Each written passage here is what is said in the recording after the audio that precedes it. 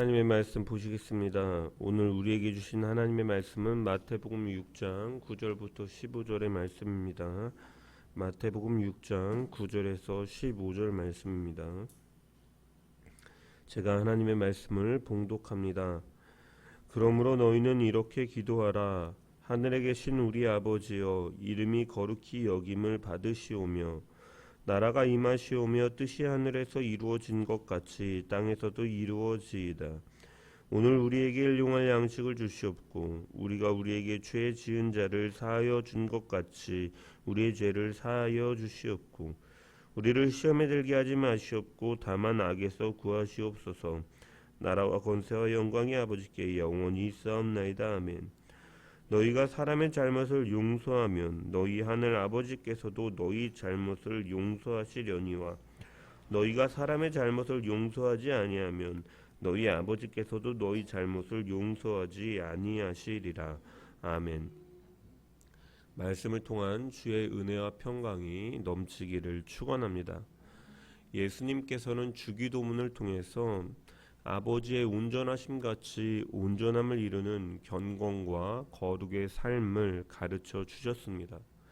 이 주기도문은 아버지를 향한 하나님을 우리 아버지로 고백하는 서문과 송영 사이에 6개의 간구가 위치해 있고 이 4번째부터 6번째까지는 바로 우리에 대한 간구로 이루어져 있다라고 말씀을 드렸습니다. 그리고 나서 이제 지난주에는 우리에 대한 간구 첫 번째, 이 넷째 번째 간구인 일용할 양식을 구하는 간구에 대해서 살펴보았던 것이죠. 오늘날 우리에게 일용할 양식을 주옵시고라는 간구는 우리가 먼저 간구해야 할 하나님의 나라와 그 뜻이 우리의 일상과 밀접한 관계가 있음을 보여주는 것이고, 하나님께서는 우리의 아버지가 되시며 우리의 삶에 지극히 많은 관심을 갖고 계시고 우리를 돌보아 주시는 분이심을 보여주고 있는 것이죠. 따라서 이 간구가 우리를 위해서 가장 먼저 이루어져야 되는 것은 내가 살아가는 모든 것이 하나님의 은혜 속에서 살아가고 있다는 고백이고, 나의 생명이 전적으로 하나님께 있다라는 것을 고백하는 것입니다. 생계에 대한 불안과 염려가 사실 우리의 일상적인 삶 가운데 하나님의 나라와 뜻을 구하는데 가장 큰 장애물이 되기 때문에 이것으로부터 돌이켜 하나님의 나라와 뜻을 구하며 살 수 있도록 기도하라라고 주님께서 말씀하신 것이죠. 그렇게 일용할 양식을 구하는 간구도 사실은 어떻게 보면 회개의 간구라고, 기도라고 할 수 있습니다. 생계의 문제에서 하나님을 신뢰하지 못하는 불신앙에서 돌이켜서 어린아이처럼 하나님을 의존하게 해달라고 하는 기도이기 때문인 것이죠. 하나님을 신뢰하지 못하고 먹고 사는 문제로 연연하느라 하나님의 나라와 의를 먼저 구하지 못했던 삶에서 철저하게 돌이켜서 미래의 안전을 위해 하나님보다 재물을 더 의존하고 탐했던 우상 숭배로부터 돌이키는 것이 바로 아버지의 온전하심을 이루는 거룩이고 경건임을 주님께서는 우리에게 알려주신 것입니다. 그리고 이어지는 오늘의 주제인 우리가 우리에게 죄 지은 자를 사하여 준 것 같이 우리의 죄를 사하여 달라는 기도는 무엇으로부터 돌이키는 기도냐? 바로 이 세상을 주관하는 보응의 원리로부터 돌이키는 것이라 할 수 있습니다. 즉 당한 대로 갚아준다라는 삶의 자세에서 돌이키는 것을 의미하는 것이죠. 자신에게 죄 지은 자에 대한 그 복수심을 불쌍히 여기는 마음으로 돌이키고, 자기 의를 세우고 나는 잘못이 없고 너에게 잘못이 있어라고 말하며 책임을 묻는 그러한 자신의 교만에서 돌이켜서 하나님의 용서를 의존하는 겸손함으로 돌아가라는 주님의 가르치심이고, 이것이 바로 아버지의 온전하심을 이루는 거룩이자 경건임을 주님께서는 말씀하고 계신 것입니다. 이 5번째 간구, 우리가 우리에게 죄 지은 자를 사하여 준 것 같이 우리의 죄를 사하여 주옵시고를 읽어보면 나의 죄를 용서받기 이전에 먼저 내가 다른 사람의 죄를 용서할 때 하나님께서 우리의 죄를 용서해 주신다라는 전제가 깔린 기도처럼 보입니다. 하지만 이 예수님의 간구는 우리가 처음에 읽혀지는 대로 내가 다른 사람의 죄를 용서하여만 하나님께서 용서해 주신다, 우리의 죄를 용서해 주신다라는 의미로 가르쳐 주신 것이 아닙니다. 우리가 앞서서 주기도문을 기도에 대해서 나누면서 하나님을 아버지라 부르며 기도하는 하나님의 자녀라면 이미 하나님의 용서를 받은 사람이다, 관계가 회복된 사람이다라고 말씀을 드렸기 때문이죠. 하나님의 자녀는, 하나님을 아버지라 부르는 하나님의 자녀는 어떻게 될 수 있습니까? 요한복음 1장 12절에 보면 영접하는 자, 곧 그 이름을 믿는 자들에게는 하나님의 자녀가 되는 권세를 주셨다라고 말씀은 전하고 있는 것이죠. 그 이름을 믿는 자라는 것은 예수라는 이름에 담긴 구원자라는 이름, 그 예수가 나의 구원자라고 믿는 사람은 하나님의 자녀가 된다라고 성경은 말씀하고 있는 것이죠. 예수를 그렇다면 구원자, 구주라고 믿는다라는 것은 무엇을 더 정확히 무엇을 믿는다라는 것입니까? 바로 예수님께서 하나님이 되시고 그 하나님의 아들 되신 그분이 우리의 죄를 대속하시기 위하여 이 땅에 오셨고 그분은 우리의 죄를 담당하시며 십자가에 죽으셨다가 부활 승천하셔서 우리를 위하여 중보하시는 분임을 믿음으로 고백하는 것이 바로 그 이름을 믿는 것입니다. 여러분, 그렇다면 예수님께서 해결하신 이 나의 죄는 무엇인가?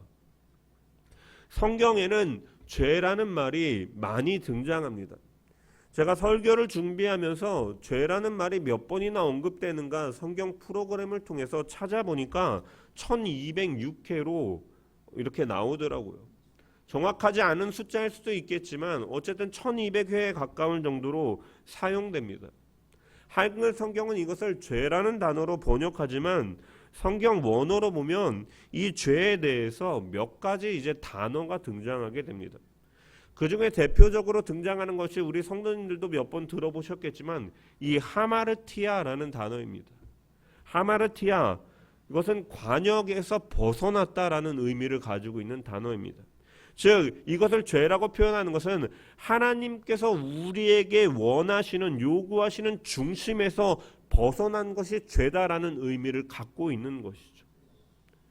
그리고 또한 이 바울은 로마서 5장에 아담이 범죄함으로 라고 언급할 때 이 범죄에 대해서 이 파라바시스라는 단어를 사용합니다. 이 파라바시스라는 단어는 어떠한 의미가 있는 단어냐면 주를 따라가지 못하였다라는 의미입니다. 반드시 따라가야 될 의와 공의와 인애와 그 의의 자세 속에서 따라가야 될 하나님의 법도와 율례를 지키지 못하고 그 길에서 벗어난 것을 가리키는 단어이죠. 그리고 세 번째로 성경에서 또 어떤 단어가 등장하느냐, 파라푸토마라는 단어가 죄로 번역됩니다. 파라푸토마라는 단어는 이 푸토마가 죽음이라는 단어예요. 그래서 이 단어는 불순종으로 인한 죽음을 강조하는 표현이고 잘못이라는 의미를 가지고 있습니다. 그리고 네 번째로 아노미아라는 단어인데 이것은 불법이라는 의미를 가지고 있고 따라서 옳은 것을 알면서도 그것을 어기는 것을 가리키죠. 그리고 다섯 번째로 어떠한 단어가 있느냐, 오페일레마라는 단어가 있습니다. 오페일레마, 이것은 무엇인가를 지불하고 갚아야 될 부채, 쉽게 말해서 빚이라는 뜻을 가지고 있습니다. 죄를 빚이라는 단어로 사용하는 것이고 오늘 간구에서 사용하고 있는 이 죄라는 단어가 바로 이 헬라어 오페일레마라는 단어인 것이죠. 그러니까 죄를 가리켜서 마땅히 지불해야 할 것을 지불하지 않은 채무, 빚이라는 뜻으로 예수님께서 말씀하고 계신 것입니다. 여러분, 빚이라는 것은 내가 그것을 갚지 않으면 언제나 남아있고 또한 이자가 붙어서 늘어나게 되는 것이 빚입니다. 빚이라는 것은 갚지 않고서는 해결할 방법이 없는 것이죠. 간혹 갚지 않고 떼어먹는 사람이 있을 수도 있지만 떼어먹는다 해서 빚 자체가 사라지는 것이 아니라 그 빚에 더 큰 죄를 더하게 되는 것이죠. 또 빚이라는 것은 내가 이것을 왜 빚졌는가 하면서 후회하고 뉘우친다고 해서 해결되는 것이 아니다라는 거죠. 빚은 갚아야지만 그것이 해결된다라는 것이죠. 혼자 회개하고 뉘우친다라고 해서 해결되는 것이 아니다라는 것입니다. 회개를 오해하는 사람들은 내가 혼자 이제 뉘우치고 내가 그렇게 하지 말아야겠다라고 결단하는 것으로 죄가 사해지는 것으로 오해하지만 사실은 회개는 그러한 것이 아니다라는 것이에요. 죄는 빚이기 때문에 갚지 않고서는 해결되지 않는다라는 것이죠. 채무에도 기일이 있는 것처럼 죄는 반드시 결산하는 때가 있다라는 것이죠. 그리고 그것은 바로 하나님의 심판이며 어떤 일이 있어도 죄라는 것은 이 빚을 갚기 전까지는 자유할 수가 없고 이 죄라는 폭군 아래 지배 속에서 자유함을 누릴 수가 없는 것입니다. 하지만 예수님께서는 십자가에 달려 죽으심으로 우리의 모든 죄를 다 대신 갚아주신 것입니다. 예수님을 구주로 영접한 나는 이제 그 죄의 빚이 갚아졌기 때문에 나는 주 안에서 새 생명을 얻고 하나님의 자녀로 다시 태어났으며 그렇기 때문에 그 진리가 우리를 자유케 하는 것이죠. 이전에는 노예와 같이 살았지만 주님이 십자가를 지시고 그 주님을 나의 구주로 고백하는 그 믿음을 통하여서 하나님께서는 그 자유함을 누리게 하신 것입니다.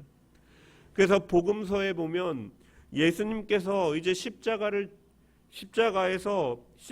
달리시고 하신 말씀들이 나타나는데 7개의 말씀을 하셔서 가상칠언이라고 합니다. 십자가 위에서 7개의 말씀을 하셨다라는 것이죠. 그 중에 마지막으로 하신 말씀이 무엇이냐? 요한복음 19장 18절에 보면은 요한복음 19장 30절에 보면 예수께서 신포도주를 받으신 후에 이르시되 다 이루었다 하시고 머리를 숙이시고 영원히 떠나가시느라. 예수께서 신포도를 받으신 이후에 이르시되 다 이루었다. 마지막으로 하신 말씀이 다 이루었다 하시고 머리를 숙이시고 영원히 떠나가시니라라고 기록되어 있습니다. 여러분, 그런데 여기서 다 이루었다라고 하는 말을 성경 원어로 보면 테텔레스토아라는 말로 단어가 쓰여 있는데 이것은 현재 완료 수동태예요. 무슨 말이냐? 모든 빚이 다 갚아졌다는, 다 이루었다라는 것은 그 빚을 다 갚아주었다라는 것이죠. 우리가 도무지 갚지 못하는 그 죄의 빚을 예수님께서 다 갚아주셨다라는 것입니다.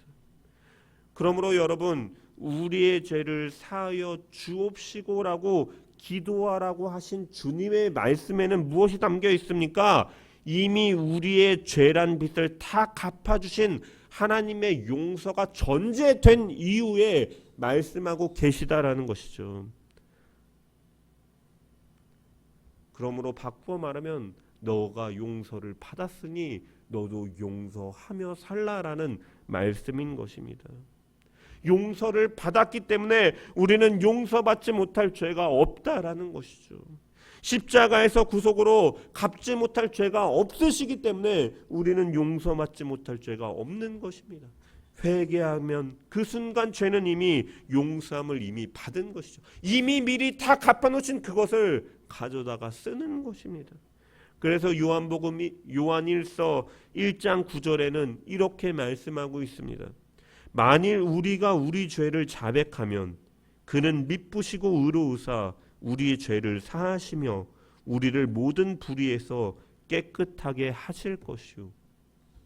따라서 우리의 죄가 용서받지를 못했다고 한다면 그것은 우리가 아직 회개하지 못하였기 때문이지 하나님께서 용서하지 못하시는 죄가 없다라는 것이죠. 그래서 어거스틴은 하나님은 회개하지 않는 죄인은 용서하지 못하신다라는 말을 남기기도 하였던 것입니다. 이처럼 오늘의 간구, 우리의 죄를 사하여 주시옵고라는 이 말씀에는 예수님께서 이미 우리의 죄의 빚을 다 갚으시고 너희 죄가 용서받았다라는 것을 선언하고 있는 내용이 포함되어 있다라는 것이죠. 이것을 믿음으로 고백하는 가운데 회개의 자리로 나아가라라는 것입니다. 따라서 이 간구로 기도하라라고 말씀하신 것은 우리 모두가 다 죄인임을 알게 하는 것이고, 이 죄를 예수님께서 갚아주셨음을 알고 그 예수의 이름으로 용서를 받게 하시려는 의미가 바로 이 간구 가운데 포함되어 있다라는 것입니다. 자기 자신이 죄인임을 깨닫지 못하는 사람들은 이 간구를 드릴 수가 없는 것이죠. 죄를 깨달을 수 없이, 이 깨닫는 것 없이 죄 용서를 받기 위한 기도를 할 필요가 없기 때문입니다. 그리고 우리는 하나님 앞에서만 자신을 진정으로 발견할 수 있고, 우리 자신을 볼 때 우리는 하나님 앞에 있는 것이 되는 것이죠. 이 간구를 위해 기도하라라는 것은 우리가 늘 날마다 하나님 앞에서의 의식 속에서 살아가라라는 의미이기도 한 것입니다. 우리의 빛으로는 우리를 바라볼 때 나는 잘못이 없다라고 생각할 수 있지만, 우리의 죄를 사하여 주옵시고라고 기도하라라는 것은 하나님의 빛 가운데 거하며 그 빛을 통하여 나를 바라보고 그 삶에서부터 돌이키라라는 주님의 말씀이고, 이것이 바로 아버지의 온전하심을 이루는 것 같은 그 온전함이며 거룩임을 주님께서 말씀하신 것입니다. 우리가 매일 하나님 앞에서 자신을 돌아보고 회개하는 것은 우리가 하나님 나라 안에 그 빛 가운데 거하고 있는 증거가 되는 것이죠. 그래서 사도 요한은 요한일서 1장 7절부터 9절의 말씀에 그가 빛 가운데 계신 것 같이 우리도 빛 가운데서 행하면 우리가 서로 사귐이 있고 그 아들 예수의 피가 우리를 모든 죄에서 깨끗하게 하실 것이요, 만일 우리가 죄가 없다고 말하면 스스로 속이고 또 진리가 우리 속에 있지 아니할 것이요, 만일 우리 죄를 자백하면 그는 미쁘시고 의로우사 우리 죄를 사하시며 우리를 모든 불의에서 깨끗하게 하실 것이요라고 고백하고 있는 것입니다. 이처럼 하나님과의 관계 속에서 자신을 발견하고 그 하나님 앞에서 죄사함을 고백하고 구하는 것은 바로 우리가 그 빛 가운데서 점점 더 깨끗해지고 거룩해진다라는 증거가 되기도 하는 것입니다. 왜냐? 회개할 수 있다라는 것은 우리가 빛 가운데 거하기 때문에 허물과 죄를 밝히 볼 수 있다라는 증거가 되기 때문인 것이죠. 따라서 회개할 것이 적어질수록 회개할 것이 더 많아지게 되는 것입니다. 하나님 앞에서 내 삶을 그 비춤을 통해서 죄를 싸우고 죄를 이기며 그러한 가운데 회개가 할 것들이 사실은 적어지지만 더 그 빛 가운데 거함을 통해 회개의 고백이 많아지는 것이 우리의 신앙의 성숙인 것이죠. 또한 내가 어떠한 잘못을 행하는 것뿐만이 아니라 행하지 않은 것에 대해서도 이제는 회개 자리로 나아가게 되는 것이죠. 하지 않은 것에 대해서, 그동안엔 해온 것에 대해서만 회개해보며 잘못한 것을 용서해달라는 그런 간구 속에서 이제는 하나님의 빛 속에서 내가 하지 못했던 것들까지도 바라보게 하신다라는 것이죠. 그래서 사랑하지 않은 것에 대해서, 내가 더 베풀지 못하고 하나님 나라를 위해 헌신하지 못한 것에 대해서, 그리스도의 형상을 더 아름답게 담지 못한 것에 회개로 나아가게 된다라는 것이죠. 그렇기 때문에 회개할 것이 적어지는 자일수록 회개할 것이 더 많아진다라는 것이 적용되는 것입니다. 그래서 그 기도는 이제 나에게서 멈추는 것이 아니라 우리를 향한 기도로 나아가게 되는 것이죠. 주님은 이 간구를 가르쳐 주시면서 나의 죄를 사하여 주옵시고라고 기도하라고 가르쳐 주시지 않았고, 우리를 위하여 우리의 죄를 용서해 달라고 기도로 나아가라라고 말씀하신 것입니다. 자기의 죄는 빛 가운데 거하며 점점 적어지고 성화의 모습 속에서 살아가면서도 그렇기 때문에 회개가 줄어드는 것이 아니라 이제는 더 확장되어서 형제의 죄나 자식의 죄나 교회의 죄나 민족의 죄를 자신의 죄로 같이 품면서 내가 더 사랑하지 못했구나, 내가 더 헌신하지 못했구나, 내가 예수 그리스도를 더 닮아가지 못했구나라는 고백 속에서 그것조차도 이제 자신의 죄로 같이 여기면서 용서할 것을 요청하는 자리로 나아가기 때문에 우리의 죄를 사하여 주옵시고라고 간구하라고 주님께서는 말씀하고 계신 것이죠. 반대로 죄에 묻혀 사는 사람에게는 진정한 회개란 없는 것이죠. 왜냐? 어두운 가운데 있기 때문에 회개할 것이 가장 많은 사람일수록 회개하지 않게 되는 것입니다. 죄는 회개를 불가능하게 만들고 하나님께로 돌이키지 못하게 하는 특징이 있기 때문이죠. 그렇기 때문에 우리는 날마다 우리의 죄를 사하여 주옵시고라고 기도하라라고 주님께서 가르쳐 주신 이 간구를 통하여서 우리는 날마다 다윗과 같이 다윗이 시편 139편 23절에서 24절에 그가 간구하였던 것처럼 하나님이여 나를 살피사 나의 마음을 아시며 나를 시험하사 내 뜻을 아옵소서. 내게 무슨 악한 행위가 있나 보시고 나를 영원한 길로 인도하소서. 그가 기도하였던 것처럼 하나님의 빛 가운데 늘 자신을 점검하고 회개를 통하여 아버지의 온전하심을 이루며 우리의 죄를 용서해달라는 그 자리로 나아가는, 죄와 싸워 이기며 거룩과 경건을 이뤄감을 통하여서 우리의 삶 가운데 스스로 행한 것에 대한 회개는 적어질지라도 더욱더 많은 회개로 내가 하지 못했던 것들을 품으며 우리의 죄를 용서해 달라는 그 신앙의 자리로, 성숙된 자리로 나아가는 우리 모든 자들 되기를 주님의 이름으로 간절히 축원합니다.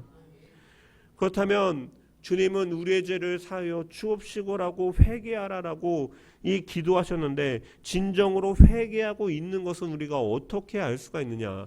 단순한 뉘우침이나 후회하는 것이 회개가 아니라고 말씀을 드렸습니다. 그래서 우리는 주님의 이름으로 나아가야 되고, 주님의 이름으로 참된 회개를 이루는 자는 어떠한 모습이 나타나느냐? 바로 다른 사람의 잘못을 용서하는 자세로 나아가는 것이 참된 회개의 모습임을 우리는 오늘 주님의 가르침에서 발견할 수가 있는 것이죠.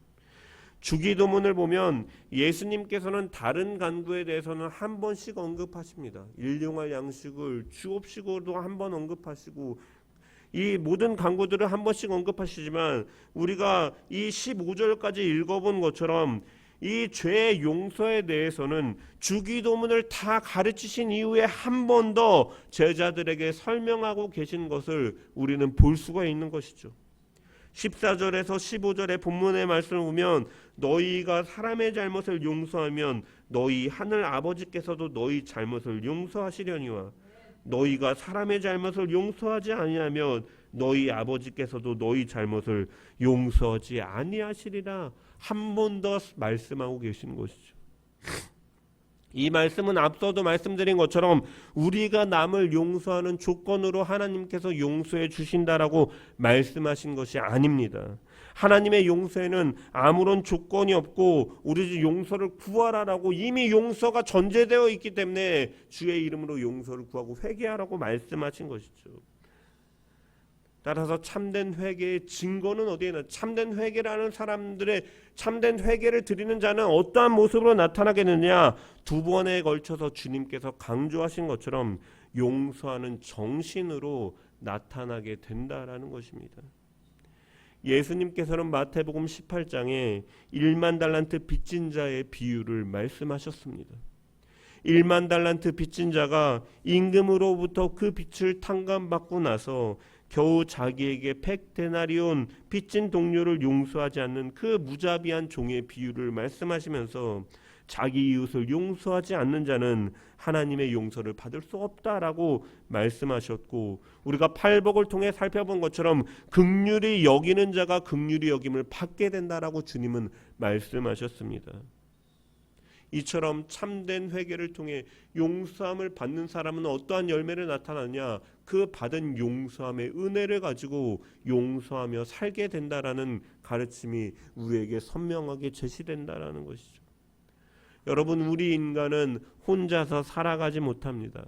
함께 더불어 살도록 하나님께서 창조하셨기 때문입니다. 아담이 홀로 있는 것이 보기 좋지 않아서 하와를 그의 짝으로 붙여주셨습니다. 그리고 우리 인간은 누구도 완전하지 못합니다. 불완전하기 때문에 이 불완전함으로 인해서 이 함께 살아야 되는데 이러한 차이들로 인해서 갈등과 다툼이 생기게 되는 것이죠.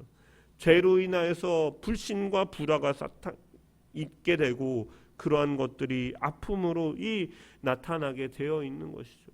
그래서 남편과 아내가 평생을 살아가면서도 성격 차이로 인해서 숟가락을 이쪽에 놓느냐 저쪽에 놓느냐, 옷을 어떻게 접느냐, 이렇게 구겨놓은 빨래를 걷어서 구겨놓느냐, 잘 주름지지 않게 해놓느냐, 이러한 문제 가지고 싸우는 것들도 이러한 차이들에서 나타나는 것이죠. 형제 간의 성격 차이가 나타나게 되고 이웃과의 이런 차이 속에서 갈등이 나타나게 되고 교회 내에서도 이러한 갈등이 나타나게 되고 서로가 부딪히게 될 때 이러한 사람마다 자기 중심과 교만들이 있어서 나는 잘못이 없고 너에게 잘못이 있다라는 태도 속에서 상처를 서로 입히게 되는 것이죠. 이러한 상처는 결국 원한이 되고 미움이 되어서 질투와 시기와 분노로 나타나게 되고 결국은 이 세상은 죄로 가득해져 가게 되는 것입니다.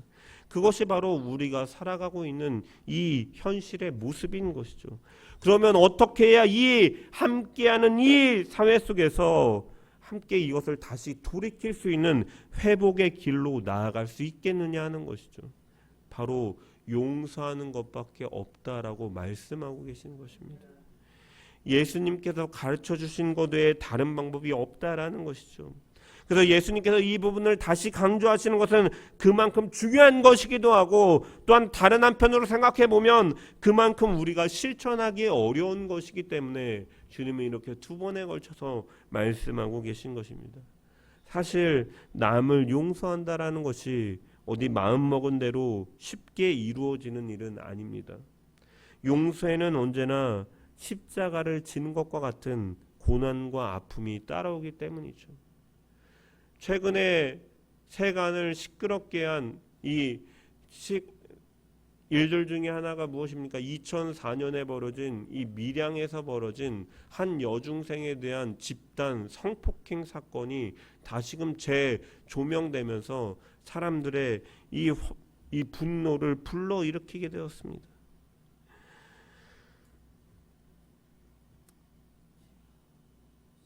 사람들이 볼 때 그 일들이 정말로 합당한 그 잘못에 대한 처벌을 받지 못했기 때문이다. 사회적으로 이 사법체계가 제대로 된 처벌을 내리지 못했기 때문에 그것이 다시 재조명되면서 유튜버들이 신상을 공개하고 이런 일들로 인해서 그러한 문제들이 다시금 재조명되며 사람들이 분노를 쏟아내게 되는 것이죠. 사실 남을 용서한다라는 것이 굉장히 어려운 일입니다. 피해자는 평생을 그 아픔 속에서 살아가게 되는 것이죠. 그런데 하나님께서 우리를 용서해 주실 때도 사실은 아무 대가 없이 쉽게 용서해 주신 것이 아님을 우리는 기억해야 됩니다. 용서한 것이 너무나 어려운 일이지만 하나님께서 우리를 용서하실 때도 하나님은 결코 쉽게 우리를 용서하지 아무런 대가 없이 우리를 용서하지 않으셨다라는 것을 기억해야 된다는 거죠. 하나님은 우리를 용서하시기 위해 어떠한 대가를 치르셨습니까? 바로 하나님의 아들이신 하나뿐인 독생자 외아들 예수 그리스도를 십자가에 죽이는 그러한 엄청난 대가를 치르시면서 그 용서를 이루셨음을 기억해야 되는 것이죠. 그런데 여러분, 십자가의 대가는 누가 치렀습니까? 용서를 받아야 될 우리가 치른 것이 아니라 죄를 범한 우리가 치른 것이 아니라 그 용서를 해주는 하나님께서 치르신 것을 우리는 기억해야 된다라는 것이죠. 용서를 해주시기 위해서 하나님께서 스스로 십자가의 고난을 당하셨다라는 것입니다.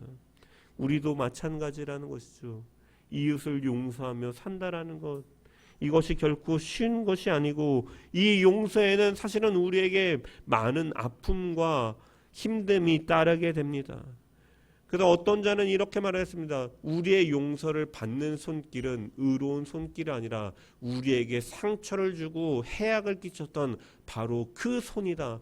그 손에 우리가 그 손을 잡고 용서한다라는 것은 아픔이 따르게 되고, 그를 용서하기 위해서는 나의 분노나 나의 주장과 나의 의로움과 나의 자만과 나의 생각과 나의 교만을 십자가에 못 박을 때만 우리는 가능하다라는 것을 알 수가 있다라는 것이죠. 그리스도와 함께 나를 십자가에 못 박지 않고서 용서는 결코 나에게서 나올 수가 없다라는 것입니다. 십자가를 바라볼 때 십자가를 통해서 우리에게 나아갈 수 있는 것이 용서이지, 우리의 힘으로 할 수 없는 것이 바로 용서다라는 것이죠. 그렇기 때문에 용서는 감정의 문제가 아닌 것입니다. 감정으로는 도무지 용서할 수 없을지라도 그럼에도 불구하고 하나님께서 나를 용서하시기 위해서 어떠한 대가를 치르셨는가를 우리가 기억하면서 그 앞에 그 은혜 속에서 나의 죄를 고백하고 내가 그 사랑으로 용서함을 받았구나를 생각하면서 나 역시도 그 사랑을 받은 자로서 용서하라 하시는 그 하나님의 말씀에 온전히 순종하고자 하는 의지적인 결단과 순종으로 나아갈 때, 용서하기로 결정하고 용서를 베풀 때 우리가 상상할 수 없는 위로와 힘을 하나님께서 허락하여 주시는 것입니다. 그 하나님의 음성에 순종할 때 하나님께서는 용서할 힘도 주시고 내가 상상할 수 없는 회복의 역사와 관계 회복과 기쁨이 드러나게 될 것입니다. 용서는 진정한 사랑의 표현이자 하나님의 나라를 이 땅 가운데 나타내는 결과인 것이죠.